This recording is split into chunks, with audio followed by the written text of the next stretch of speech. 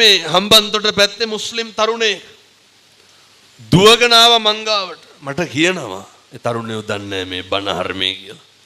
මේ සාදුගේ මොටිවේෂන් තමයි අපි අහන්නේ. මේ මුස්ලිම් දඩබ්බර තරුණයෝ 15ක් විතර එක්කහුවලා මාත් එක්ක ඡායාරූප ගන්නවා මොකේටද? කොල්ලෝ කියනවා මේ අපි අහන්නේ ඔයා කියනෙව්වා. පින්නතුනි මේකට ජාතියක් තියනවද? මේකට ආගමක් තියනවද? දෙසටක් මිත්‍යා මතවලින් ගහනව පිරිච්ච ඒ මුළු මහ ජම්බු දීපයම එක දහම් හඬට ධර්ම චක්‍රයට එක වචනෙට අවනත උනේ පින්නතුනි මෙහි තියෙන සත්‍යානුභාවය නිසාමයි. මතක තියාගන්න ධර්මයේ ගුණ කියන තැන කියනවා සන්දිට්ඨිකෝ. ධර්මයේ ගුණ පින්නත්නි සාන්දෘෂ්ටිකයි. අස්පනා පිට ප්‍රතිඵල එළවන සුළුයි. අකාලිකෝ අකාලිකයි. ඒ විතරක් නෙමෙයි මේකේ කෙලවර තමයි අර ඕපනයිකෝ නිවනට පමුණුවන සුළුයි. බුදුහාමුදුරෝ දේශනා කරන්න ඉදං මේ පුඤ්ඤ කම්මං ආසවක්ඛ්‍යා වහං හෝතු සබ්බ දුක්ඛා පමුජ්ජතු. මේ බෞද්ධයෝ හැටියට අපිට තියෙන්න ඕනේ මේ කරන හැම පිනක්ම මේ කුසලයක්ම මේ හැම කියන වචනයක්ම සත්පුරුෂ අම්මේ තාත්තේ කෙලවර අවසානයේ බෞද්ධයාගේ හුදෙක් පරමාර්ථය තමයි නිර්වාණය. අද මේ උතුම් කන්ද ධර්ම දූත මහා විහාරයේ ඉඳන් ඔය දීපු සාදුකාරයත් ගත්ත පංච සීලයත් කවදා හරි සංසාරේ මේ බණ අහන්න ආපු අම්මලාට තාත්තලාට රහත් වෙලා නිවන් දකින්න මේ පින් හේතු වාසනා වේවා සාදු කියලා මේ පින් අනුමෝදන් වෙන්න.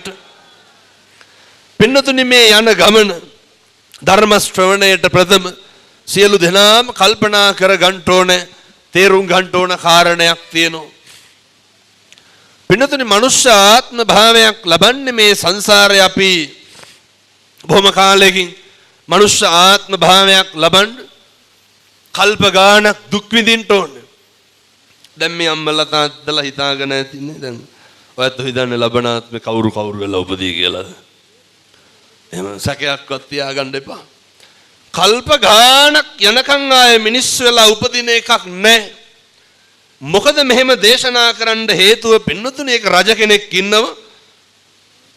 මේ රජුරුවන්ගේ දියණියක් ඉන්නවා. දියණිය සංසාරේ කරපු කුසල කර්මයක් හේතුවෙන් දියණියට පුළුවන්කම තියෙනවා ආපහු පිටිපස්සට ආත්ම 7ක් ගැන කියන්න. රජුරෝ ටිකක් දඩබ්බරයි සෙල්ලක්කාරයි.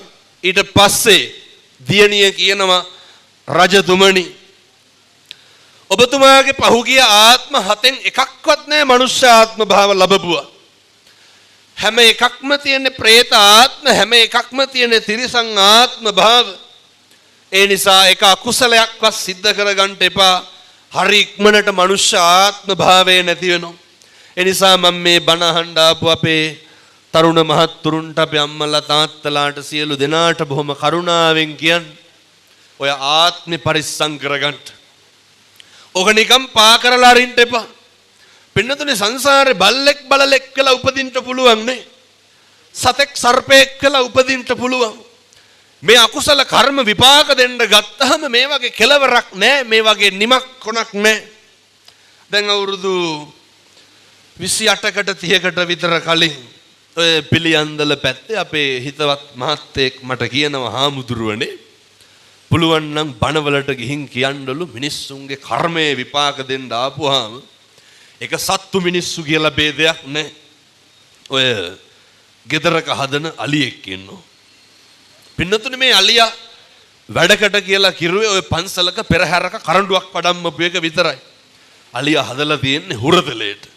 දවසක් පින්නතුනේ පහළ ගඟකට දැන් මේ පැත්තෙත් අලියැත්තු ඉන්නවනේ. පහළ ගඟකට අරයි යනකොට ඒ කාලේ ටිකක් ඔය කොටා දින්න එහෙම ගන්නවනේ අලි. දැනුත් එහෙමයි. ඔය ට්‍රැක්ටර් එකක් හරි ලොරියක් හරි පටවගෙන කොට ලෝඩ් එකක් අදින්න නැති හින්දා ඇත් ගහුවට සල්ලි දීලා කියලා දෙනවා මේ ඇතාලව්ව අද්දලා දෙන්න කියලා. මේ බොහොම පරණ කතන්දරයක්. පින්නතුනේ අර තිරසං සතා මද්ද හක්කට අරගෙන දතට හිර කරගෙන ලොරිය ඇද්දා. හැබැයි පින්නතුනේ ලොරිය රෝද ගලකට හිටලා ගල ලිස්සලා එක පාරම ලොරිය පල්ලෙහාට ගිහිල්ලා. අනේ අර ඇතාගේ මුළු හක්කම ගලවගෙන ගිහිල්ලා තියෙනවා.